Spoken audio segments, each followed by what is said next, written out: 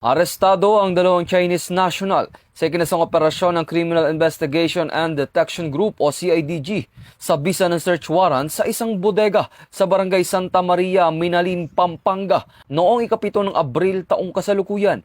Kinilala ang mga suspect na si alias Xiao, may-ari ng bodega, at alias Lin, manager nito. Narecover sa operasyon ang 1,956 na foam mattresses na nagkakahalaga ng mahigit 5 milyong piso.